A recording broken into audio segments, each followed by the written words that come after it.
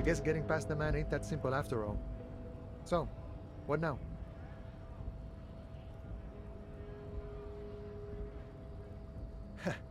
The little boy had it good on his promise. To get me into trouble. To sick the pigs on me, pardon the choice of words. Not mine. What happened? I was asked to look into that armor situation. Official Union probe, you know. Track it down, see who took it. Did you? At first I thought, why not? Maybe the pieces can feed the strike. Buy us a few more days under the sun, you know? So I went to this boy. He said he'll make me his prison bitch. He's got eyes everywhere, the cops in his pocket, and he's the king of Jamrock. Serves me right for doing menial footwork. I dropped that probe right then and there, and it still got me into trouble. One bad move is all it takes. It's a minor nuisance. It's all good. He thinks, not yet. Better to get this business out of the way. Sweeter then. I learned that people don't want to talk to a drunk Union man about some armor. What else? Not much. Technical stuff mostly. That was the interesting part. I did some research into this armadura. Let's say I have friends at the library. I didn't get into the material science, just how it comes off. How does it come off? In parts. 4 in total. The helmet was the first to go. The kid says he tore it off and kicked it into the sea. I believe him. The boots were still on the guy last I saw. Too hard to remove. So, as I count, there are 2 parts missing. The gauntlets and the cuirass. This is where I left off. Too much hassle. More like a job for some militia.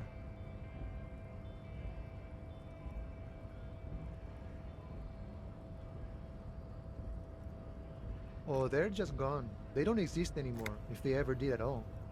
Forget about them. I did. All of it?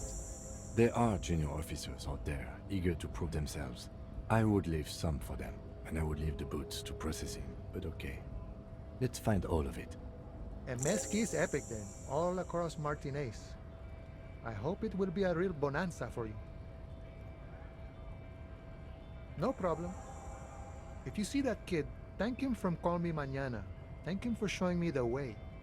He is sincerely grateful he is not tracking down pieces of armor right now. Sorry. Busy surveying the situation. I'm sure you'll figure something out. You guys have all sorts of gadgets these days. Wiretapping, telescopic batons, futuristic circuit bending to infiltrate harbor machinery. Maybe you could even knock that Kowalson crane over using some remote controls. Or calling in tactical air support. You guys have air support, right? Because we don't. We don't have air support, or any of those other things. I get it. Hush hush about the secret technology. Something changes in his disposition. A merciful smile in the corner of his eye. All right, I may have some advice for you on how to deal with Jean-Luc there, out of solidarity to the RCM. It's low in technology, however. First, don't fight him, obviously. Second, get him to share his theory by being subordinate. Admit your lack of expertise. Basically grovel. That's how I do it. You're welcome. Maybe that would work. We'll have to see.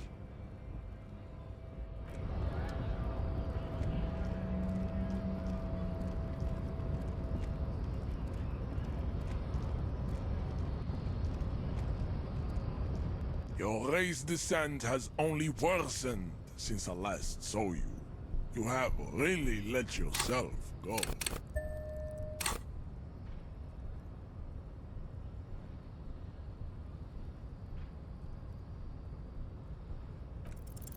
Go ahead. Don't be shy. Just ask for race secrets.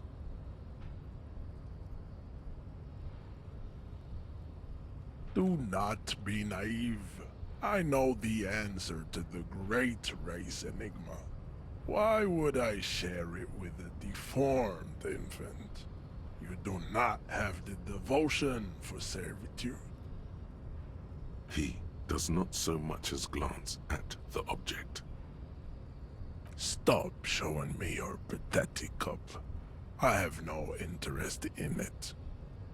Does he strike you as the kind of man who puts mugs into trash?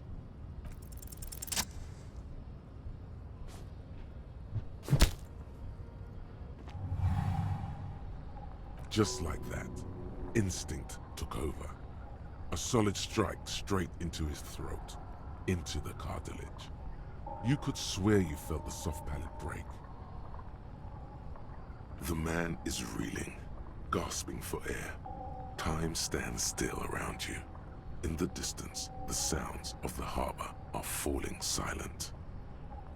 All you hear is a small gurgling sound as a trickle of blood appears on the man's lip. He's open. Rip into him. Right hook. Escalate it. Get intimate with him. Bring the hurt closer.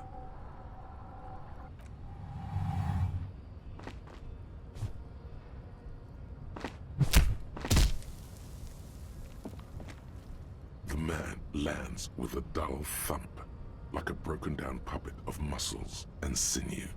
For a moment, he still tries to keep his head up, dazed eyes looking at you with unimaginable surprise. To your left is the button. As you slam your fist on the button, the man collapses entirely, his head rolling to the side. Looks like you're the new measurehead now. Her voice is surprisingly calm. No one is the new measurehead. Let's go, before he gets up.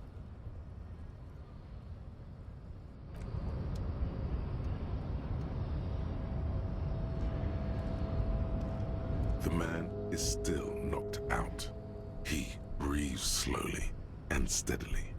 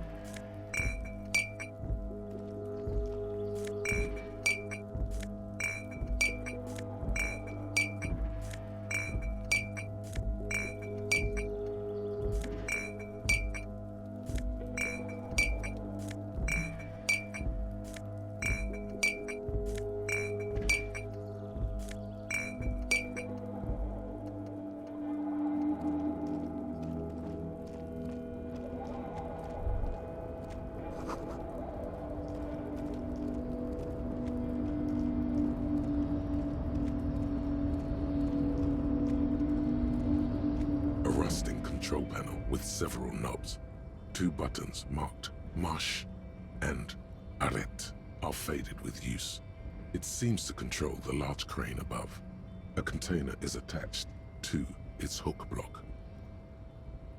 With a loud grind, the crane shifts overhead, moving a massive metal container through the air.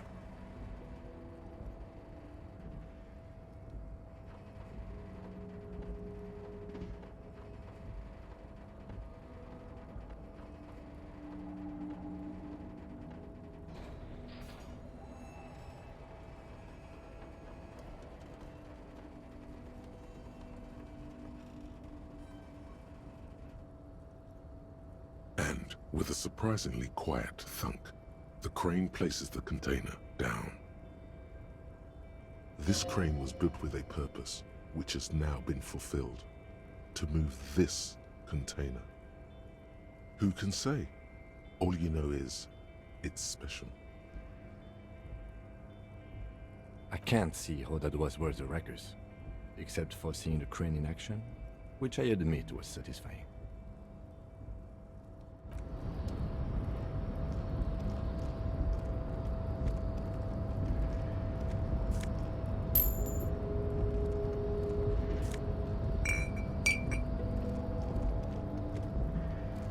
Before you stands a cargo container, just one of many in the yard. You do? Because I don't. There are a million containers here. Why are you fixating on this one? It's a cargo container, detective, just like all the others. We are not here to interact with containers. We are here to interview the union boss. No reply. You attempt to turn the handle, to no avail. The doors seem to be mechanically locked. To your left, the lieutenant considers your actions with some puzzlement. Why are you even trying to open a door with rhetoric? Because what wasn't an option? Now is not the time to get philosophical, detective. You can do that after hours.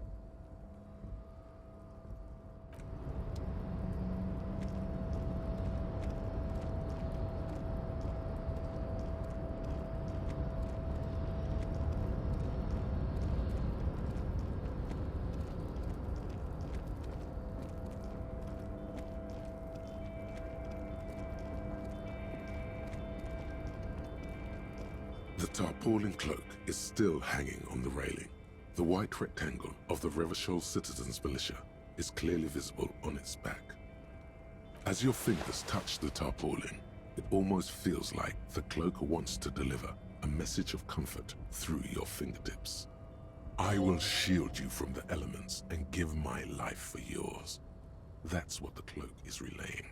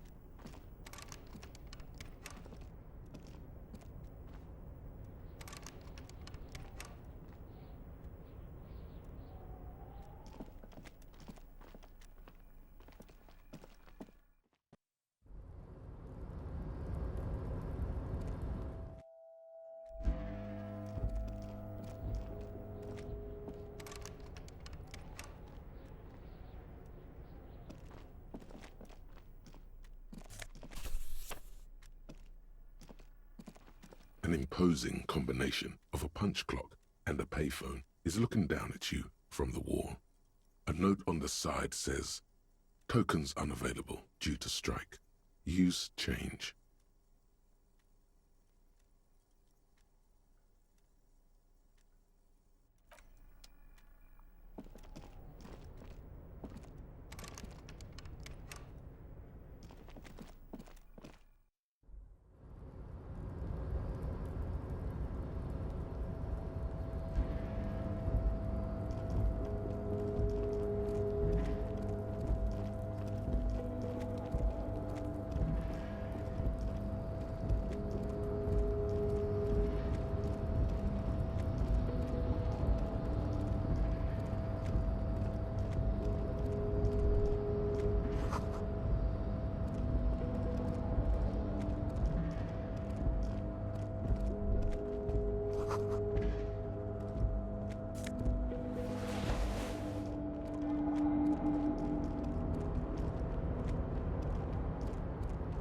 Container, container, I'll turn you nice and red. Container, container, put the logos on. Container, container, used to be Wild Pines. Container, container, now belongs to Everard. Everard, he looks after everyone. Huh? Well, hey there. How can I help you, mister? The look in his deep blue eyes is as sincere as you've ever seen. Kind of makes you feel like an arsehole for no apparent reason. I see you are not a union man, mister. Did you get lost? You're not one of them scabs, are you? I mean, I don't personally mind. Folks is just folks, you know, and folks gotta eat. Just some of the other guys don't look too kindly on the scabbing kind, if you know what I mean, mister. Oh, I'm just making some covers for them containers here. Yes, I am, yes, I am. So it's easier for the crane operators to spot them. The containers in the yard are green in Wild Pine's livery, and the mountains rising behind Leo is all red in Union colors. It's like some red infection was spreading outwards from the container yard's core. Yes, they are hiding it from the inside. All the red containers have the Debarders Union logo on them. No, not really. Mr. Everett doesn't tell me all the big things. Says I go and tell them to everyone.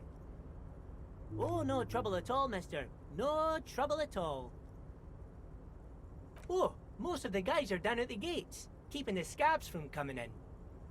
We're on a strike. The whole union is. You don't have to work when you're on strike. Ha! We haven't worked for 2 months now. So no one is working? Not everyone is down there, of course. Mr. Everard is in his office, where he always is. And Jean-Luc is guarding the gate. But Titus and his boys got into some drunken trouble and Everard sent them on a nice vacation. For a week or so. Oh, I'm not really supposed to talk about that. That's union business. Him and his boys stirred up something in town. Probably drank too much and got into a fight or something. I heard Mr. Everett telling them to take some time off. Don't go all bad cop on this simple, friendly fellow. I guess the boys got a bit too rowdy and had to let out some steam. I don't really know the details. That's just how boys are, you know. I haven't been in a fight since I was in middle school. Easy, Leo. Let's keep this on the hearties.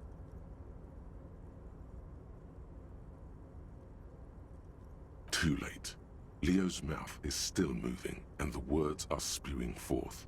Words, words, and look, even more words. This guy could go on till the end of days. Now he's talking about some drunk sawmill owner who... No, he already switched to a prized fishing rod he apparently owned at some point. You know what? Just cut in there with your questions. Yes, yes. Everybody needs a job, and this is mine. I'm Leonard, by the way. Leonard Bellick. But everyone calls me Leo. I'm like Mr. Everett's right-hand man when Mr. Edgar is out of town, and Mr. Edgar's right-hand man when Mr. Everett is away. Actually, Miss Beaufort is the right-hand man, but she's a lady. Who is this, Miss Beaufort? A real pretty lady with a skin like those Douai Sucre candy bars my missus likes so much. Them are real nice to suckle on once the dinner is done and me and the missus sit down beside the radio. But I can't listen to the radio all the time. There's so much to do around here and I'm always busy keeping things running here. Yes I am, yes I am. Oh, Lizzie, she is a real sharp tool. Mr. Everett put her through some fancy school and everything. East of the river. 4 years she was gone, and when she came back, she was all fancy and lawyerly. But she's a real nice girl. Grew up in this here neighborhood. Knows everybody and gets along with everyone. Real pillar of the community one day, I'm sure.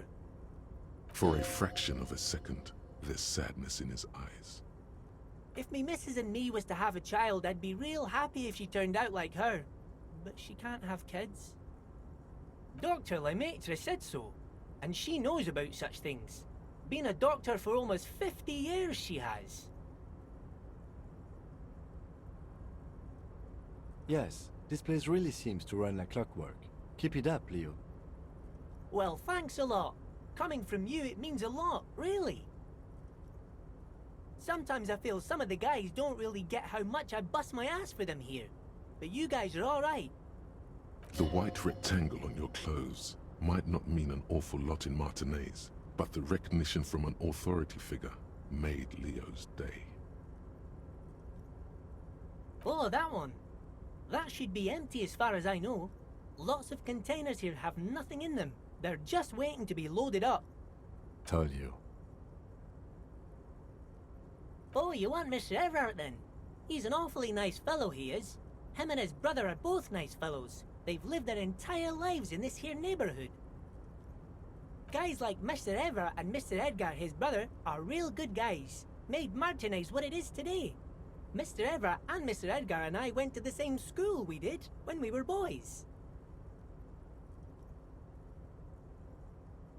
Oh, Mr. Everard is where he always is. In his office, of course. Bye-bye now.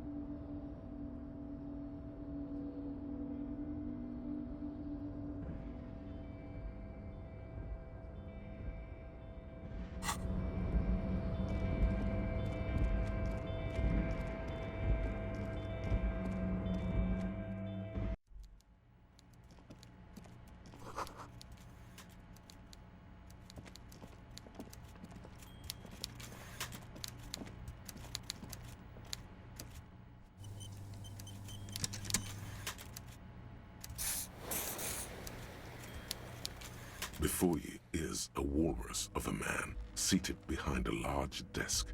He looks up from his work, not the least bit surprised to see you. With great effort, he straightens himself up in his chair, yet says nothing. He simply stares at you. Welcome, Mr. Dubois, Mr. Kitsuragi. It's good of you two to stop by. Please, have a seat. I'm Everard Clare, head of the Debarders Union here in Martinaise. I'd offer you my hand, but unfortunately my health prevents me from getting up. You understand? He looks extremely comfortable. The tiny folding chair, on the other hand, looks like a torture device. You go ahead, detective. Whatever he has in store for you, it can't be good, he thinks. I'll do my best. Forget about that. What's with this Dubois stuff? You're getting some seriously bad vibes from that name. Please, Mr. Dubois, Let us converse in a civilized manner, as equals. Take a seat. I insist. It's nothing. Yes, that's probably right. It's nothing. Forget about it. Filter it out. He's trying to throw you off your game with this Dubois nonsense. Don't give him the pleasure. Excellent, Mr. Dubois. I can see that you're a reasonable man, and reasonable men can be of great use to one another.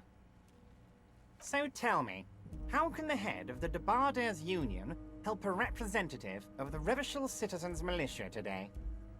The chair you're sitting on has got to be the most uncomfortable chair in the world. It's violating your backside. Oh, by the way, I heard you got a rather rude reception from a certain Lawrence Gart. Some people have no manners, it pains me to say. This should take care of that nonsense. It should be sufficient to cover your expenses for a few days and patch over your differences with a cafeteria manager. Go ahead, take it. Hey, that's 25 real. That's good money. Think of all the stuff you could. Yes, I know Lawrence. He's a real character. No union man in him. A real piece of work, that boy is.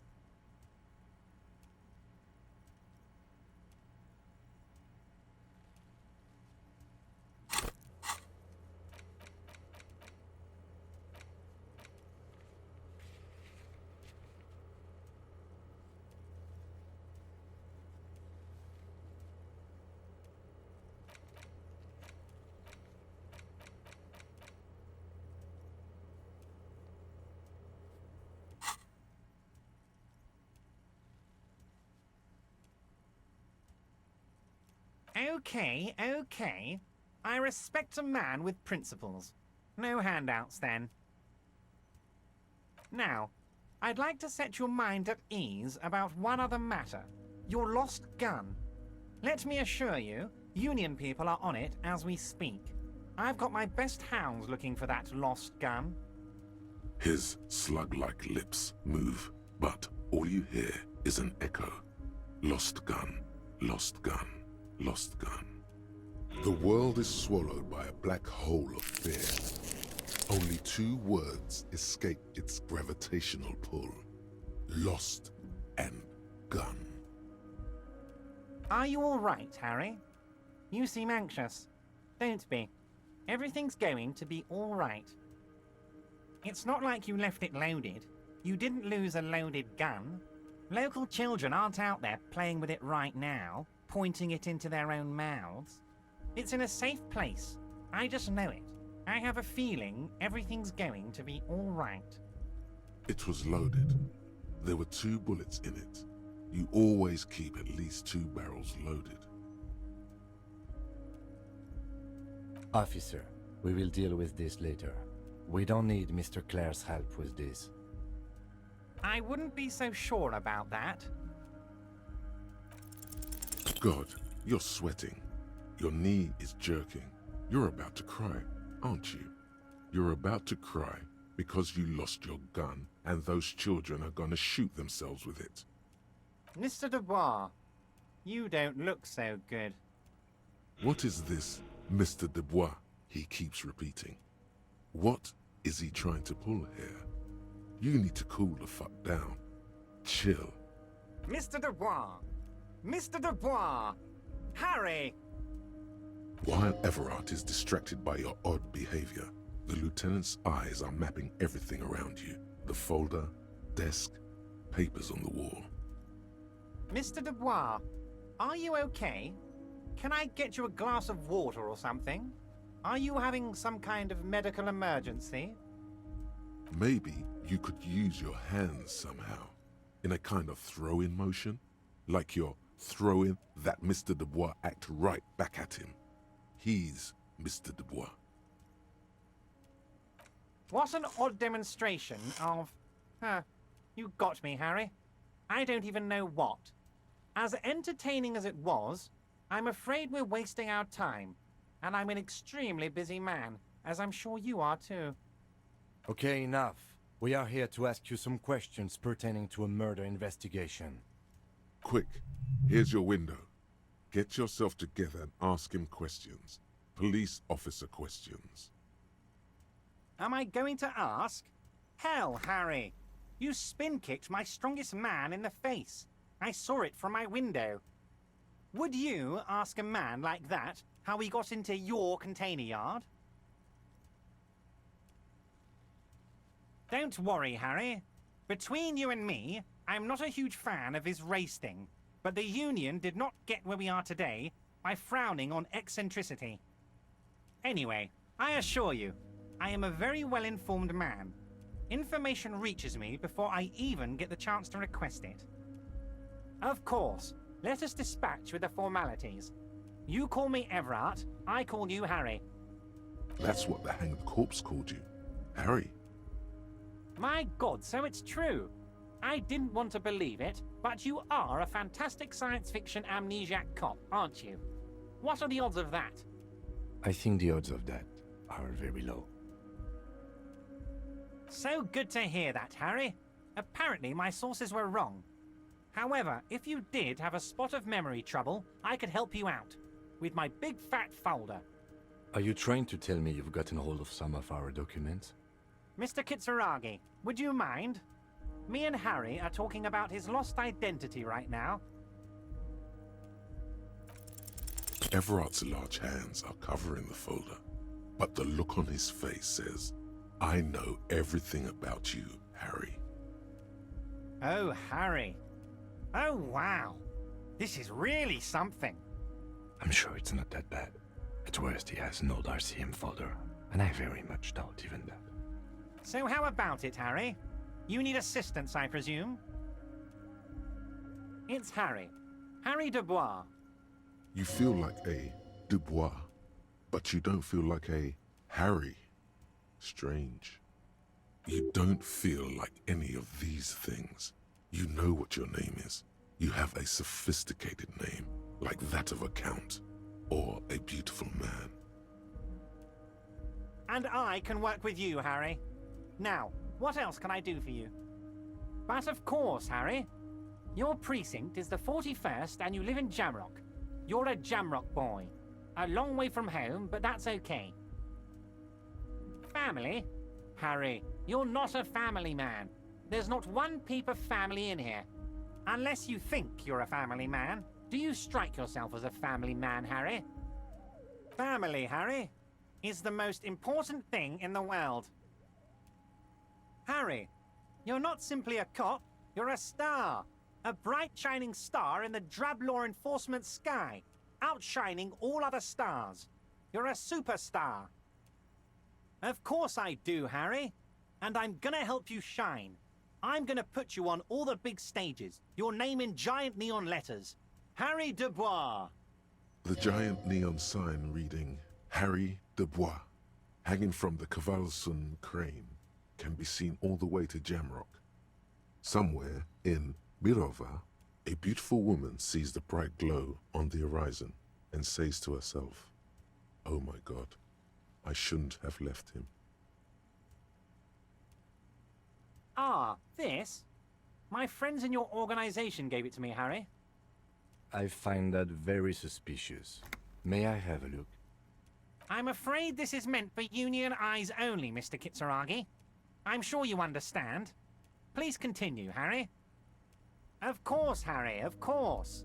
Let's not linger on personal details and amnesia. You wanted something from me. Wait. You need this to get in and out through the gate. Here, you're one of us now. A real red and white Union man. Take care, Harry.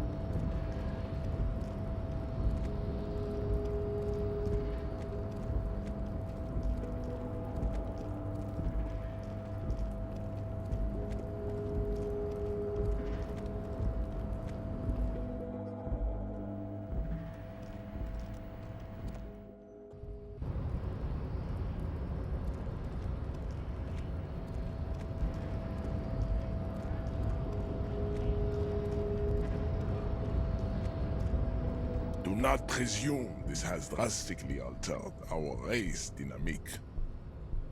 True, I said nothing about our personal dynamic. That has altered. A little.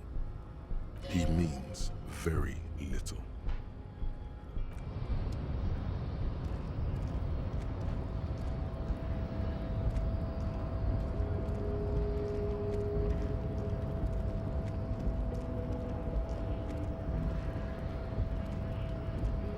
Knocked him out good, like the Flying Desperado. It's that really cool Flying Desperado spin kick you did, Boyadero. Often performed by the most hard-bodied boyaderos on the steps. So, what's on your mind this time?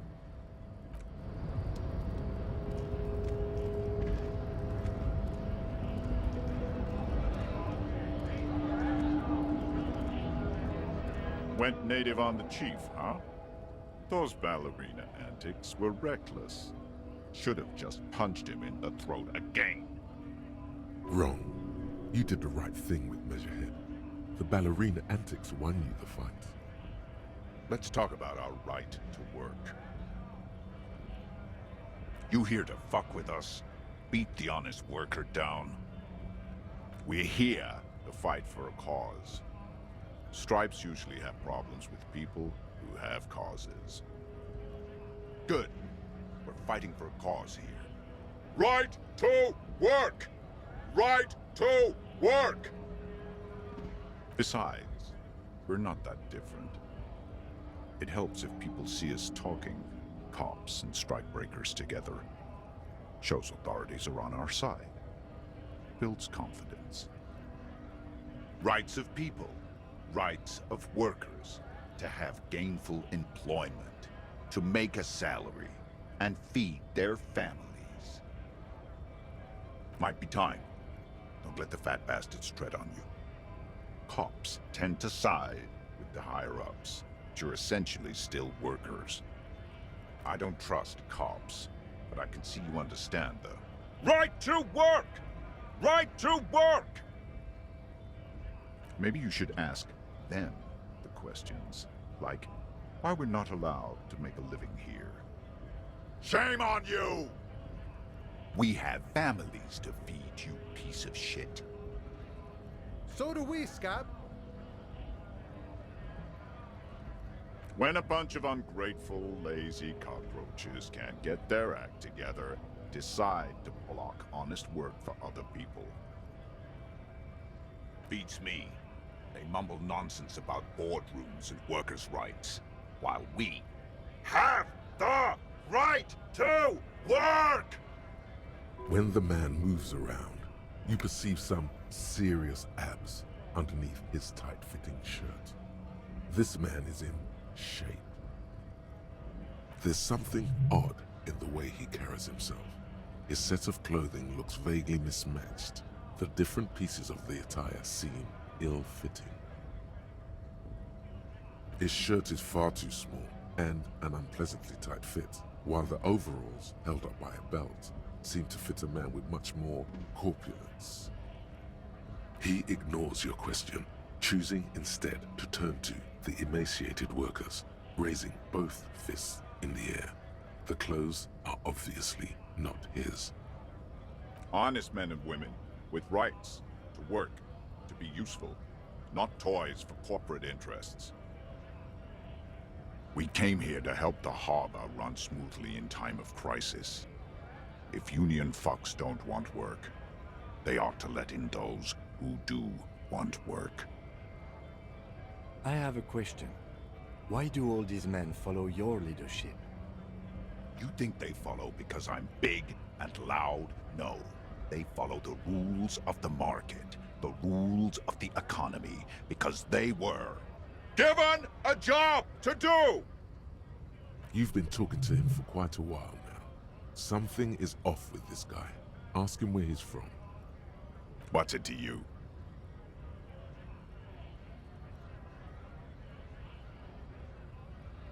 Big mess, caused by union greed. But I only fight for the rights of people. We're all workers, right? Workers stick together. came from the eminent domain, in Jamrock. Backgrounds in odd jobs, heavy lifting, cargo hauling, bouncer work. I know the drill.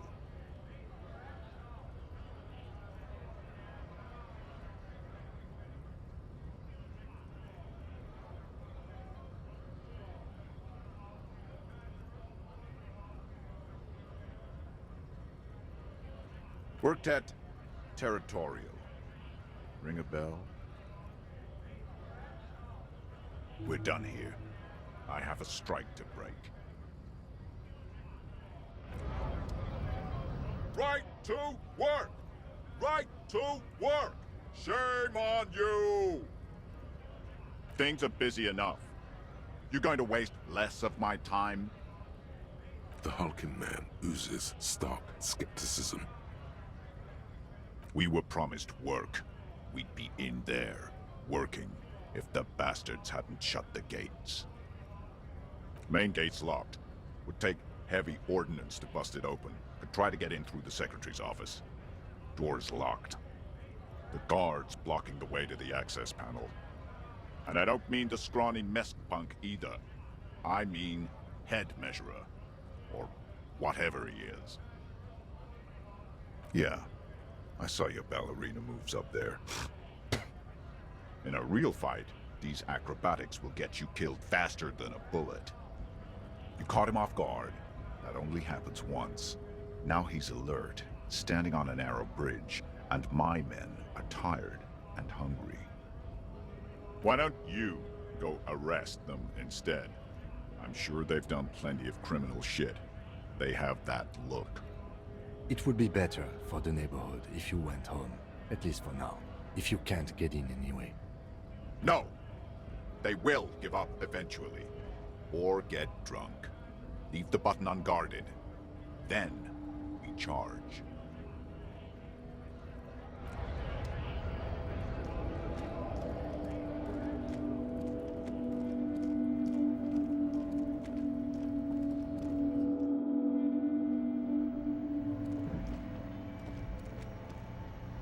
The tear machine stabbed. Your bottles clunk into...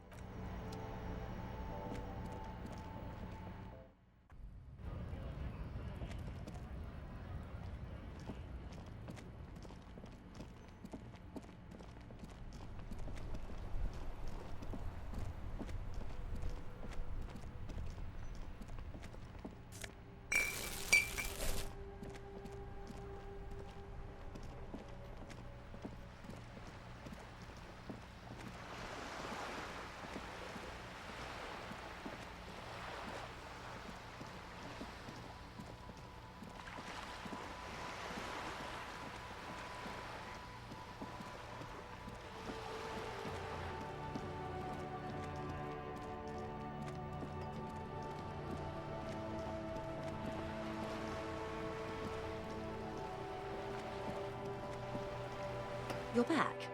Good. What can I help you with? That's the man who was killed.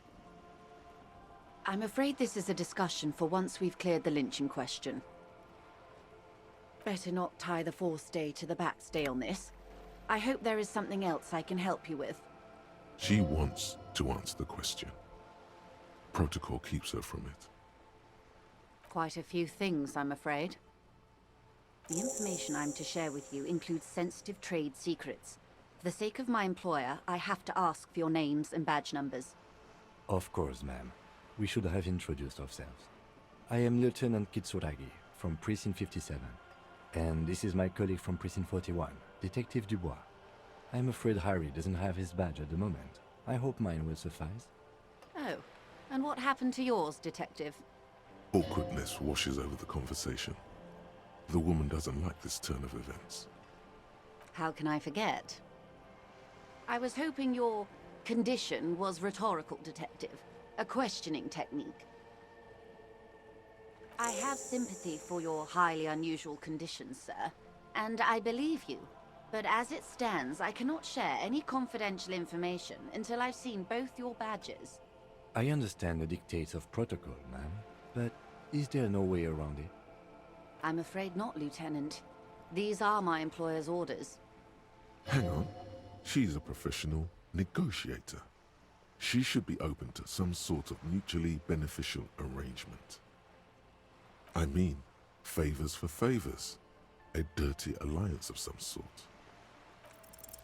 Easy. Just offer her a favor. Like I said, nice and dirty. I will be frank with you. If I'm going to break protocol, I need to be able to justify it to my superiors.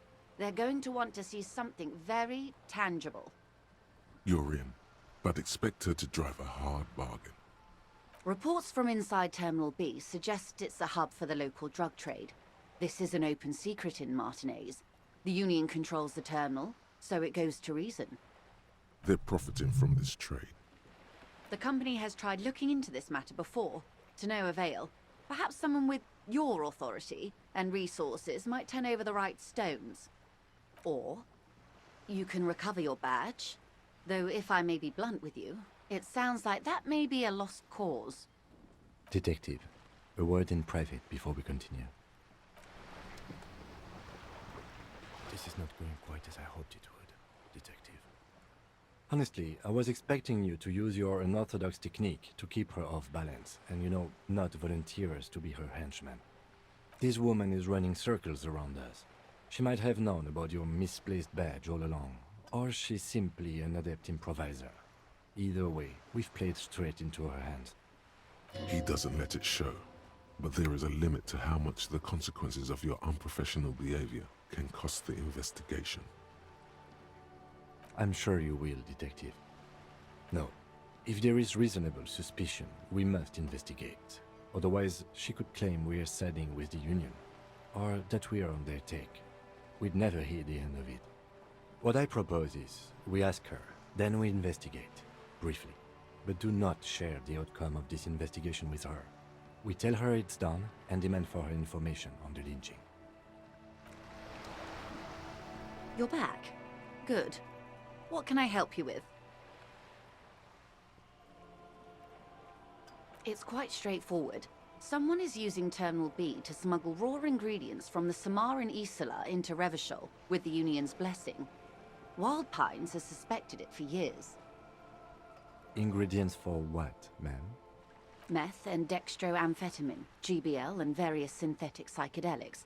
Honestly, it might be quicker to say what you can't make from the stuff. Yes, after they clear the terminal, we lose track. The actual production is taking place at various sites in and around Jamrock Quarter, north of here. Wild Pine seems to be well apprised of the local drug trade, ma'am. Do you mean to say the Union also produces the product? Sells drugs, I mean? We're in logistics. It's our business to know. And no. As far as the company knows, the Union does not produce it. They transport the ingredients for a cut. Yes, but you won't get anything out of Evrat and the Dock Workers Union. Still, every chain has its weak link. The lorries. Someone needs to move the ingredients from the harbor into the city. Once they reach Jamrock, they're distributed to a network of local manufacturers well beyond our grasp. But in transit, they are vulnerable. Perhaps you've noticed that a number of lorries are tangled in a traffic jam at the roundabout just now. Interview the drivers who are still hanging about. One of them might be waiting for a crucial shipment. I'll be explicit. If you find this driver, I will share company secrets with you. You'll be indebted to her, in a way, but one step ahead of the Union in another. We did. On more than one occasion.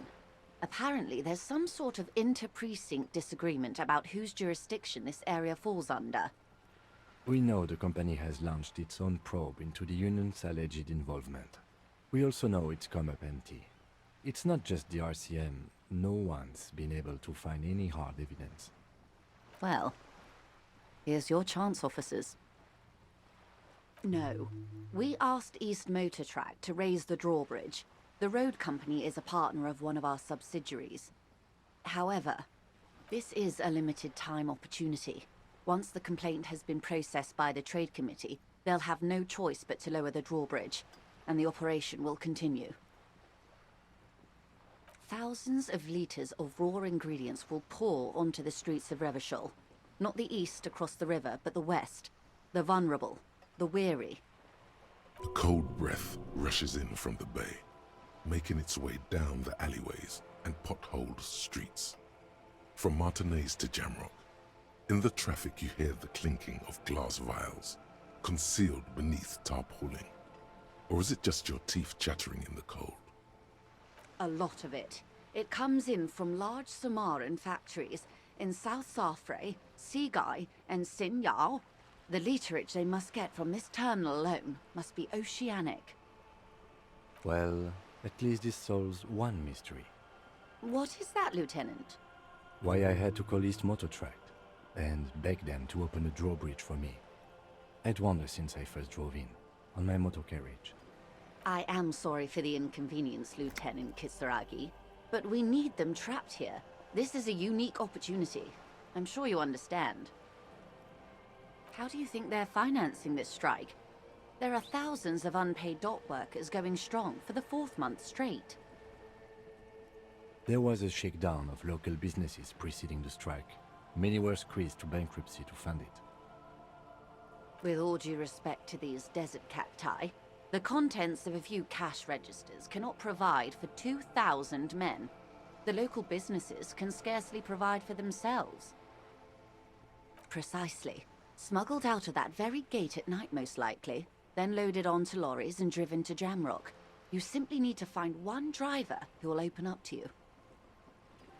It sounds like she tried looking into it herself, though she's clearly not the type your typical lorryman would confide in. Yes? Excellent.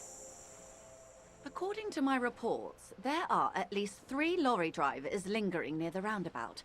Hopefully one of them will know something.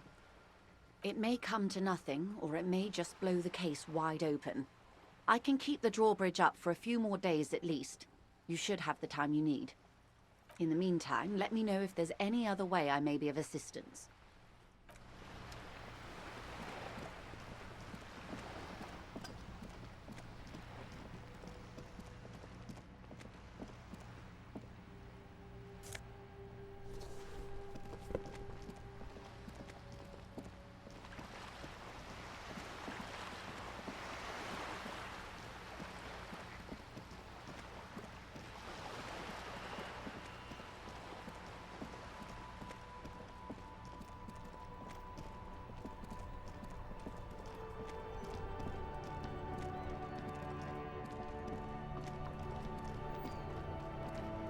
Now it's turning into a kind of a snow limbo, man.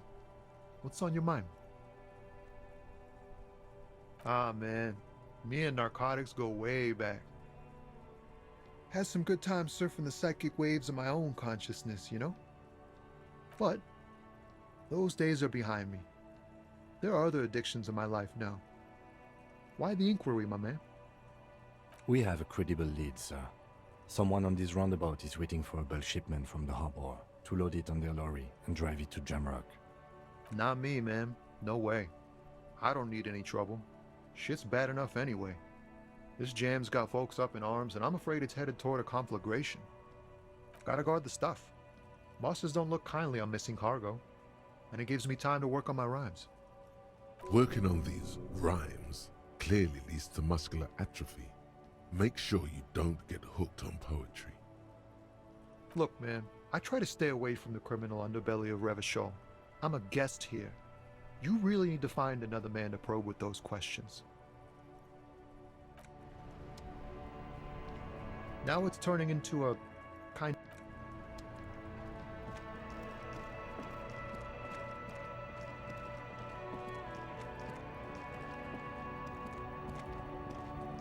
Looking for something, Hunt?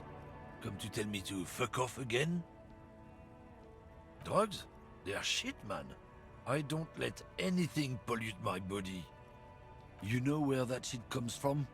Sarah Miriza, Safre, Ilmara. They take the money from our local junkies here and then use it to outcompete us in the manufacturing sector. They know they can't beat us in a fair fight, so they have to get us to weaken ourselves somehow. It's racial sabotage, racial economic sabotage.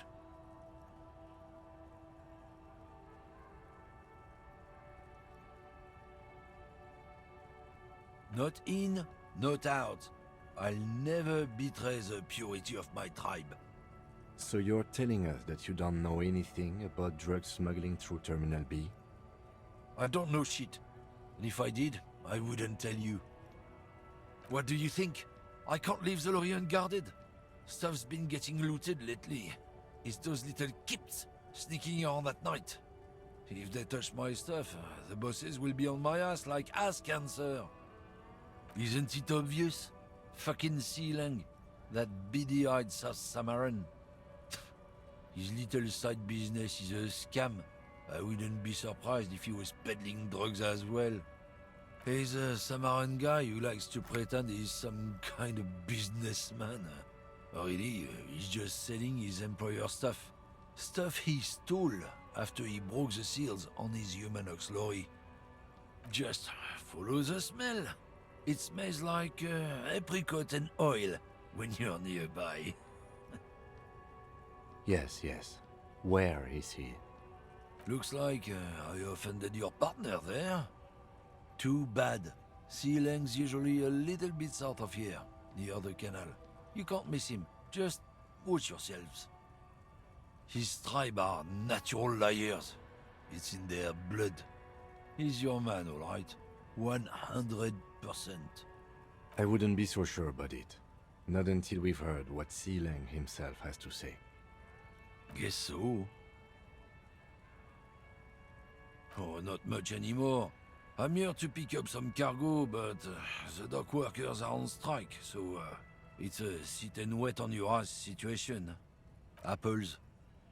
Yeah, apples? I take it you had other questions? He's given you the runaround. Let's be honest, you were bested.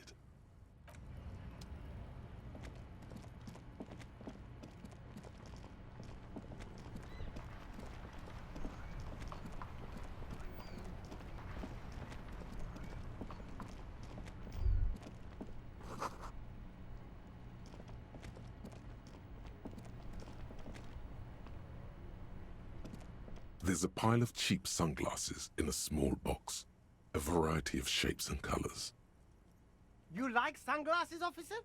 I've got the latest styles right here. Abort. These are hideous. What's more, they don't even fit your face. You can feel them pinching your nose and chafing against your brow. Damn, officer! You look like a mega secret spy. Very secret. They're practically made for you. I'll let you have them for 2 real and 50 cents. They're perfect for concealing your bloodshot and baggy eyes. No, you are definitely not buying those.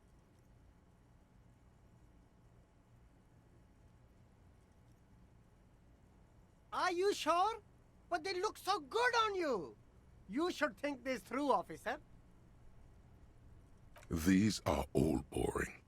Boring third-rate ho-hum sunglasses made of cheap Syrahese plastic. The kind of plastic that melts in the sun. These are all first-rate sunglasses. Premium design, super material, very cool. UV resistant. These will definitely keep your eyes safe and cool while doing your dangerous police work.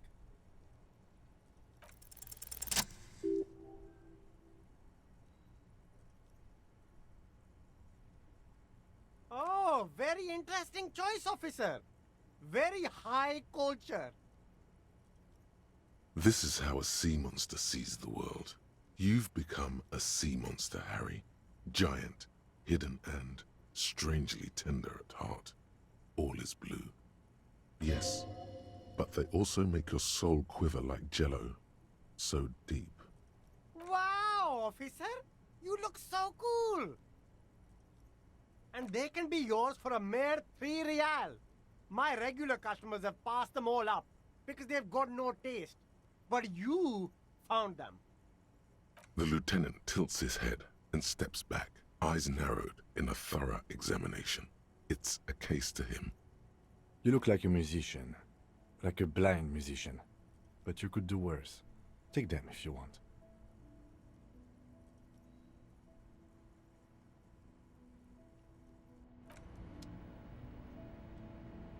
You see a Samaran street vendor surrounded by a motley assemblage of goods. When he realizes you're looking at him, his face breaks into a wide, welcoming grin. The name Sileng is embroidered over his breast pocket. Happy shopping, officer! Everything's cool here. Everything's cool. The goods are cool, the customers are cool, the place is cool. And one more thing, officer. From out on the bay, a cool wind gathers. It sweeps into the city, tugging at the textiles hanging around the stand. Some distance away, the sound of a tin can clattering across the street can be heard. You're very cool. Bang, bang, bang, bang! Oh, yes! You got style. You got personal style. You know what you like. You like premium menswear. Look around and browse. Everything looks cool on a guy like you. Take your time. Drugs? I don't go in for that, officer. Drugs ruin lives. Unless you're into drugs, of course. In which case, drugs are excellent. Mwah! Tasty, tasty drugs. That's very cool. I don't like drugs either. I only said I do because I didn't want to sound lame. Peer pressure. That's even cooler. You investigating narcotics crimes like that? But I am not a lorry driver. I'm just a street vendor. I don't know anything about that. Who said that? It's the fat racist, right? I bet it's him. He has an agenda against me because I'm an immigrant who works harder than he does. He's a hater. So you admit you're a lorry driver? No, I just said I work harder and he's an asshole. I'm... Okay, maybe I'm a lorry driver too. A little. But that's not the most important thing about me. That's my day job. This is my dream. No, I just forgot. It's such a small part of my life. It's in the rear view mirror now. I'm climbing out of that hole with ingenuity. No! That's insane. It's the fat hater. He's been eyeing me for a week and he sent you here. Maybe he's the one, huh? Have you thought about that? Nothing. I told you. I'm not a dumb guy. I don't get involved with that crowd. And what crowd is that? He doesn't want to talk about them. He's afraid.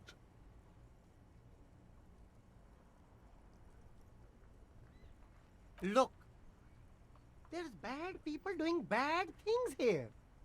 That's all I know. Please don't get me into this mess. I've spent 15 years working my way up. It's a she, okay? The other drivers call her the lady driver. You're better off staying away from her. The way they talk about her, she's no lady. All of them. I don't know. I told you all I know. Are we cool now? I really want us to be cool now. Who exactly is talking about this lady driver of yours? The racist or the other one with the tattoos? All of them. Even the ones who've left. I don't hang out with them. I don't remember who has tattoos. All right. I scored. Let's cap this off with a purchase. You can walk away from here with funky sunglasses, detectives. Both of you. You deserve it.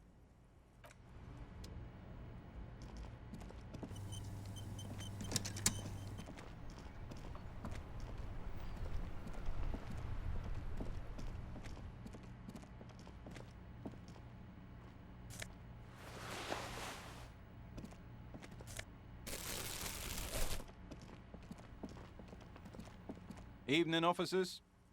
A burly man hangs out by the waterlock, carving up a generous serving of salami with an old hunter's knife. His eyes are fixed on a man stranded on the other side of the waterlock and on an enormous billboard that has fallen down into the canal between them. His posture is relaxed. Despite his powerful build and a knife in his hand, This man resorts to physical intimidation only infrequently, if at all. My friend Barry the Butcher is stuck on the other side of the waterlock. I'm keeping him company, and eating this salami. From the corner of your eye, you see a man in a yellow shirt and grey overalls waving at you from across the canal. He seems disappointed about the wreckage on the waterlock and the salami. Very good stuff. Anything I can do for you, officer? I wasn't here to witness it, but those look like tire tracks on that sign. Weird, huh? Then again, plenty of daredevil drivers in Revachol. The words daredevil driver sound ominous to you. Too bad it also takes a year and a day to repair anything around here, especially a waterlock. The rest of the coast is closed off till then. Well, there's the fishing village, an abandoned fish market, a bizarro church. Not much use to the congregation, though. There always seems to be something wrong with it. Yeah, not really much else. Just bombed out ruins. Sure thing. Want some too, officer? Why not?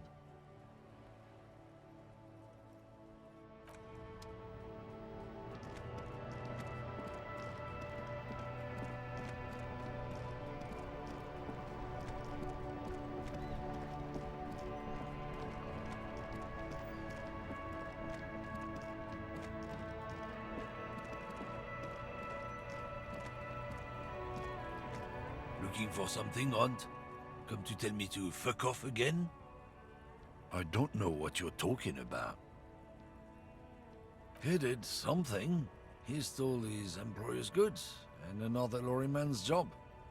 You should be thankful for the tip. He's been expecting this. He's really puffed himself up. Listen up, fuckwits. You don't scare me. You cops don't run Revachol West. You don't run Martinez. You don't run anything. No. He means La Puta Madre. The name resounds like a bell in the air, a dark gong. You get a bad feeling about it. Looks like the lieutenant has a plan. Let him do this. Yeah, him. Then I presume you are familiar with his peonies. Yeah, they're his little bitches. He's got them all over the unions. Not just the unions. He has peonies everywhere. Some say he even has them in the RCM. Dirty fucking peonies who'd do anything for him. Multi-ethnic drug addicts. You're not peonies. You wouldn't be investigating a drug thing if you were. No, of course not. We are not peonies. But if we were, and one of Madre's drivers were to be stealing from him, then it's a good peony's job to find out who that is. It's not a hard job. It won't take a long time. It won't make Padre Madre angry. But a stupid fucking racist is standing in the way, protecting this fucking thief. I'm not scared of you or the mob. I'm under the protection of the Lorrymen and Carters Guild. You've seen that corpse in the ceramic armor there. Did his shitty little guild protect him? Nah, you wouldn't just leave him out there if you... The lieutenant turns and gives you a barely perceptible nod. I've softened him up as best I could. Now it's on you to finish the job. The main thing is to not overdo it, even when you're trying to scare someone. The most important thing is, how does it look on your resume?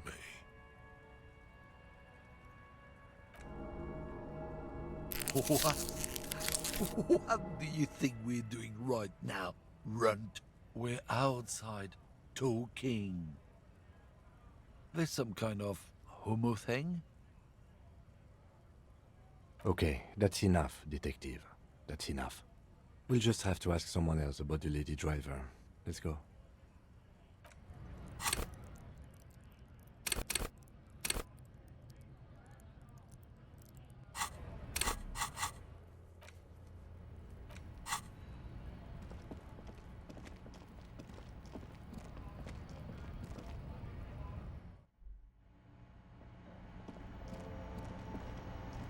The tear machine. Your bottles clunk into the...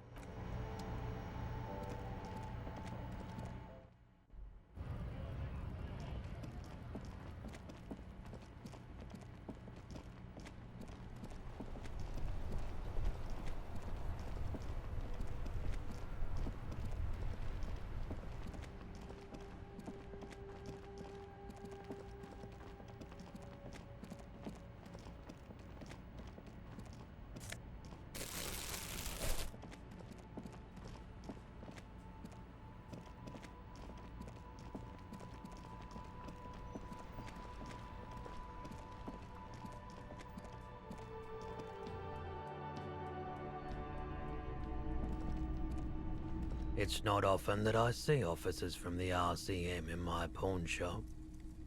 What can I do for you?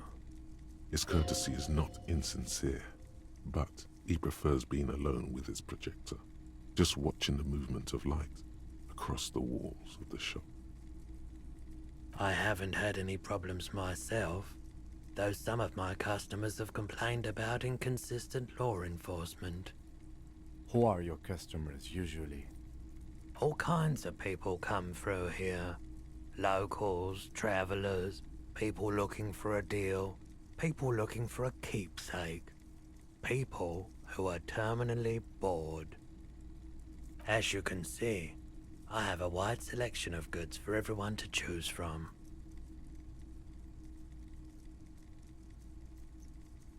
It keeps me entertained. Entertained? He might be high. If he is, on what?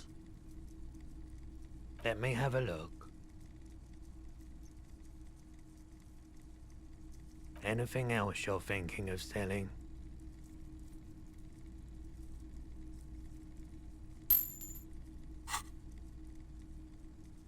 Another time, perhaps.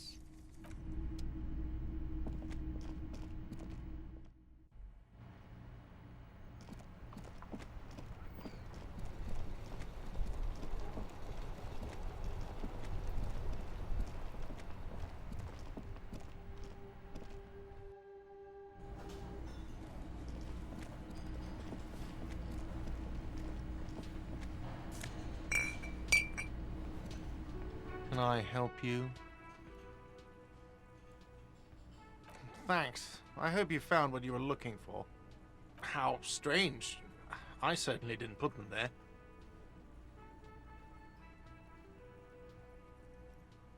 Sylvie had the keys before I got here, and I can vouch for her. I can vouch for all my staff. None of us would tamper with the crime scene. The trash collection service? CS Municipal. I don't see why they would put anything in the trash, though. Ah, the elusive CS Municipal. I doubt we'll be able to track down who was sent here last and when. This will have to be one of those little threads that solves itself down the road. On Clinton Street, near the Boogie Street Diamond, a small truck rattles down an alleyway. It stops by a rusted trash container. Two men, their faces rough and swollen, jump out. They look at the container, despondently. CSM is written on their backs. Thank you anyway. Yes?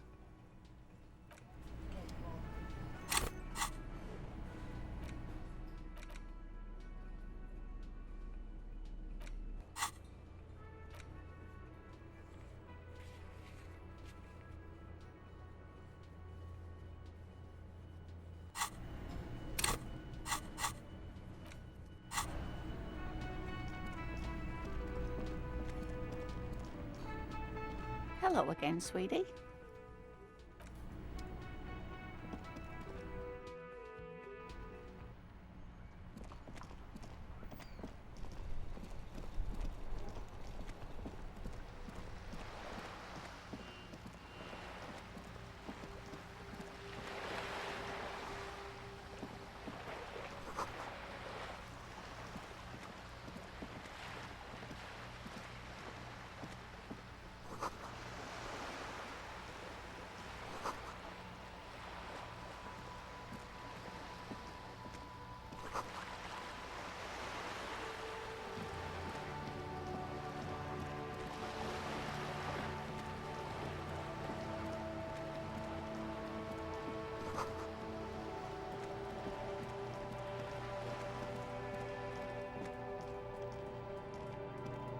Hello again, officers. Have you come to admire my mural? I ain't no snitch, pigstein. Go forth and forage in someone else's shit. No shortage of squealers in these parts. Actually, there is a shortage of people who talk to us in a normal, calm, informative manner. We weren't put on this earth to make your life pleasant, fucko. What do I care about some fucking tin eggshells?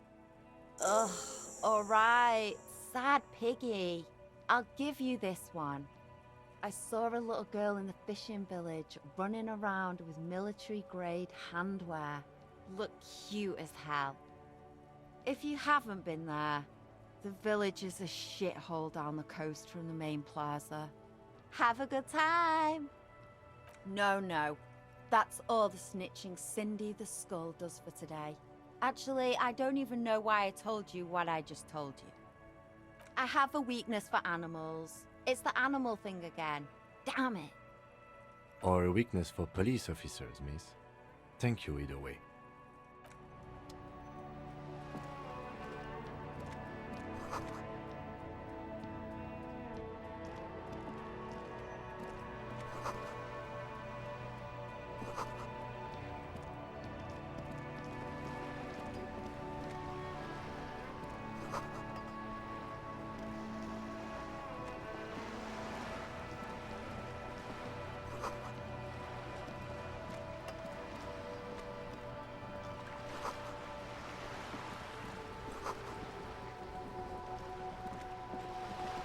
You're back.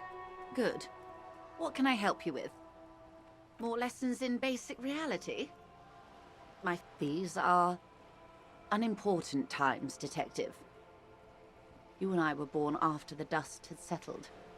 1,000th of a second too late. For the big time. The smile of a predator. No doubt what she's got in mind. All men are predators, dear. Nothing much to be done about that. It's all a matter of where you get to file your teeth. The revolution.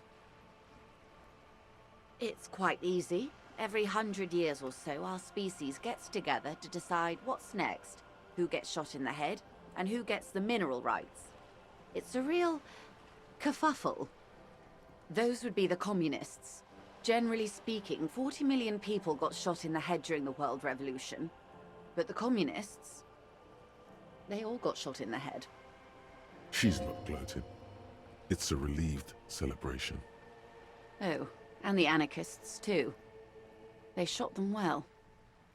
So well, one forgets they even existed. Did they ever?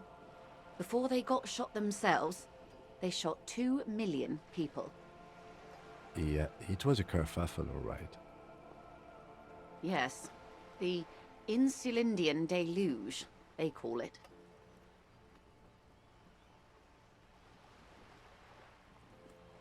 Oh, lots of people. Even the king got shot in the head, or thrown beneath a horse, or drowned. Accounts differ. It was unceremonious. Just as well, he wasn't actually the king. Just the king's nephew. The real king abdicated and lived out a long and productive life as a venture capitalist in Grad. About head shooting? They are what they are. Who knows? An afterbloom may yet come. Anyway, enough sentimentality. Is there anything else you want to know? Glad to have been of assistance. The little that I know. Anything else?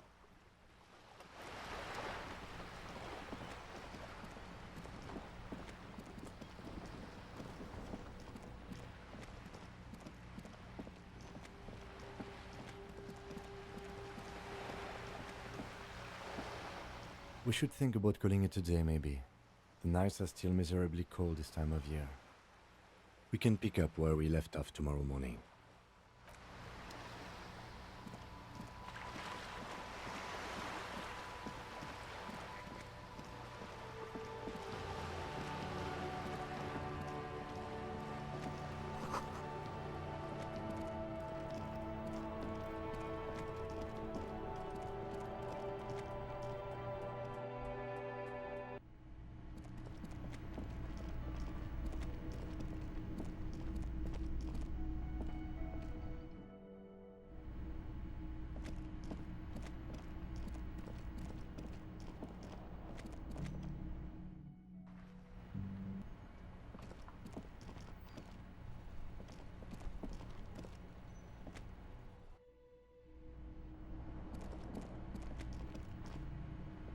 This is the door to the room you redecorated. Just a moment. You had some questions earlier, I believe. And besides, we should discuss our progress on the investigation. Let's go out to the balcony.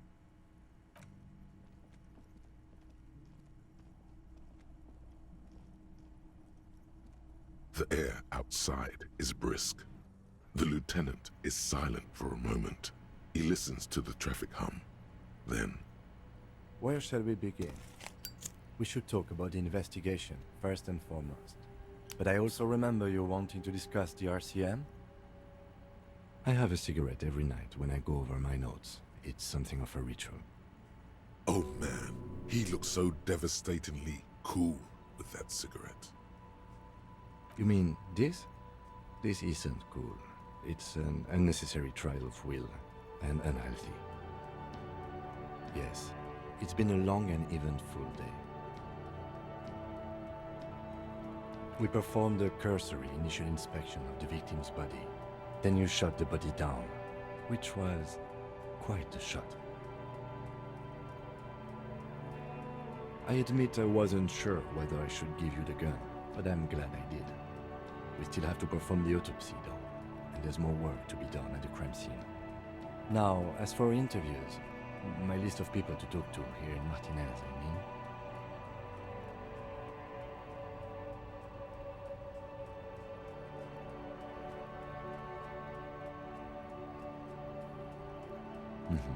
Including Everard Clare, a daunting adversary, if there ever was one. He wasn't particularly forthcoming with useful information, however. Claire also helped you, how should I say, remember your name? That's a relief. Moving on. We tried to interview the White Band's rep, but she asked us to do something for her first. Fine, so be it. I have a feeling Joyce knows how dangerous the situation really is. We have to get her to talk to us. Above all, though, today was exhausting. What's with all the running? You run a lot. Is that a standard Precinct 41 practice? I have a really good theory about why you're running so fast, son. Just you wait until we get up tomorrow.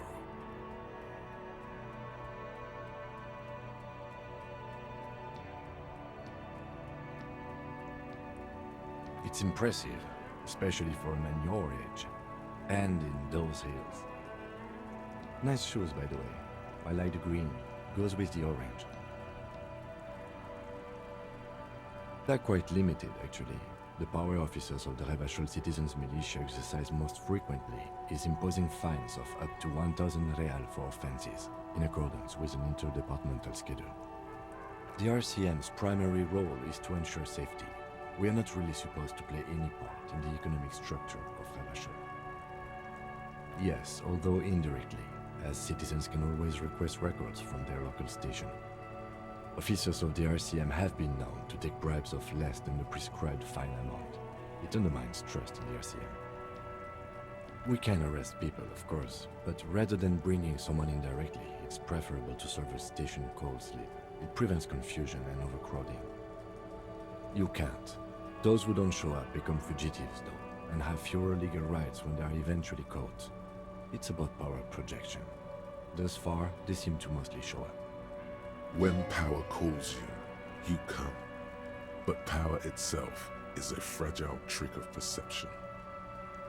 As you may have gathered from the fact that we are expected to carry a record of our kills, like the one in your watermarks, we are permitted to use whatever force is necessary, and strongly admonished not to abuse that power.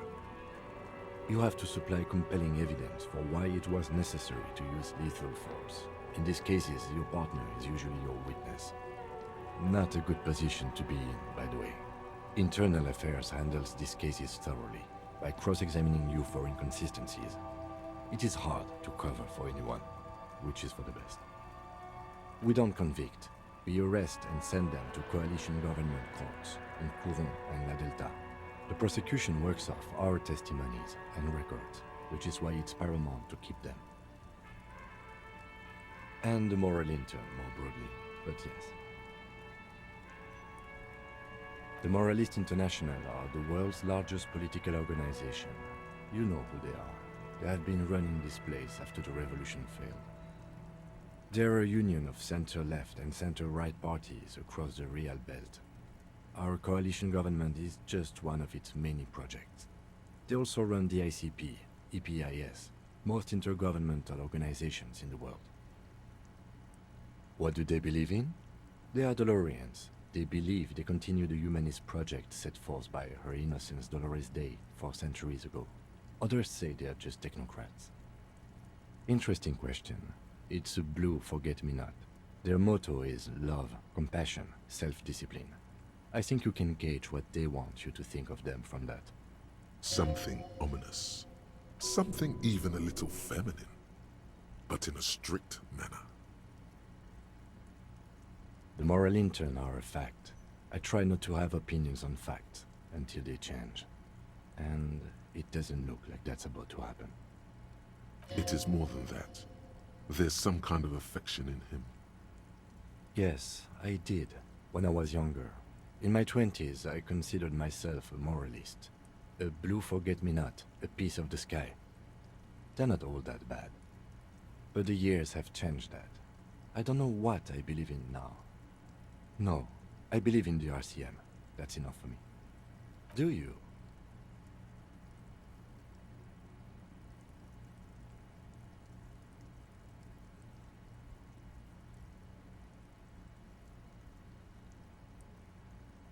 In fact, we would need them even if you didn't think that way.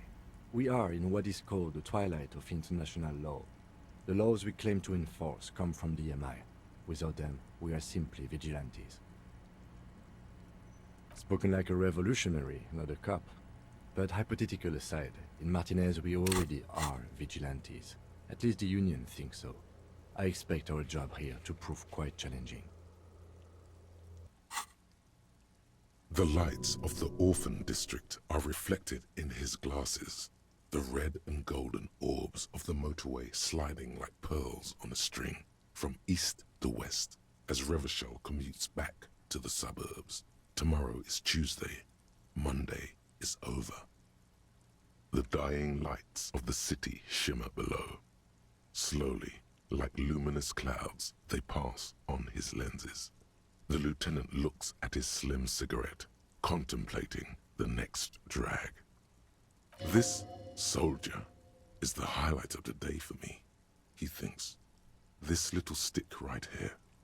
They really don't like us here. And the mouth on that kid, Kuno. It's different inland, in Jamrock and the GRIH. It's our fault for leaving this place to the dogs, to the Union, to the company. Not daring to come here more often.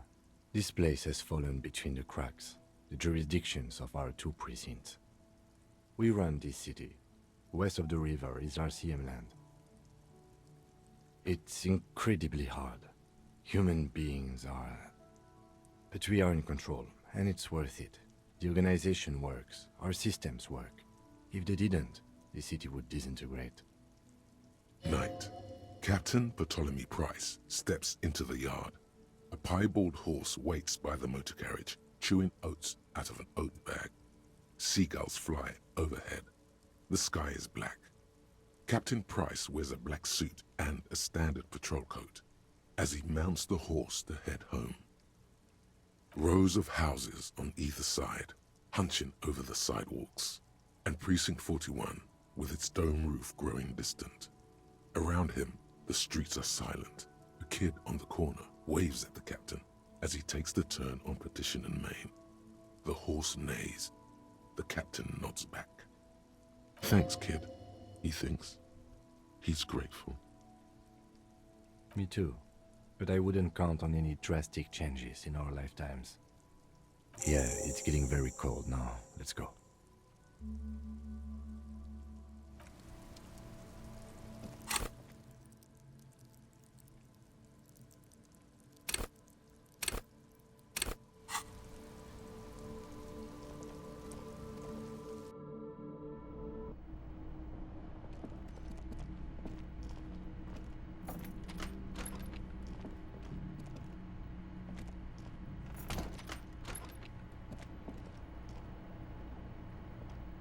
The window stands broken in its frame. Cold wind blows in.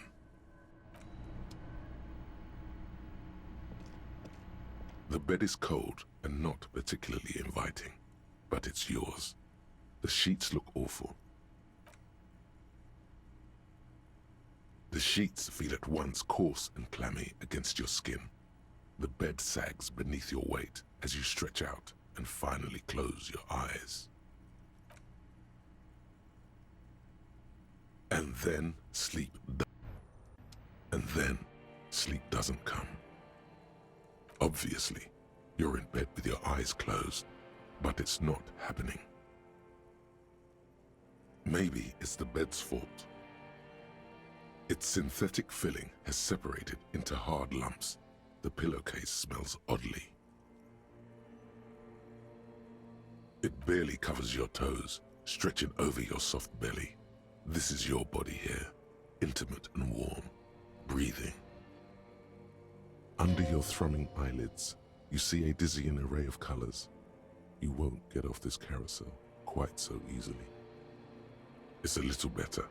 Colors, scenes, and half-formed phrases still litter your mind. Part of you is still trying to solve the case, isn't it? Something to do with, what was it that the lieutenant said? Union? And it's gone again. Your thoughts lost between the slowing brain waves. Your breathing steadies. A great silence washes over you until your eyelids twitch in your sleep and images start forming.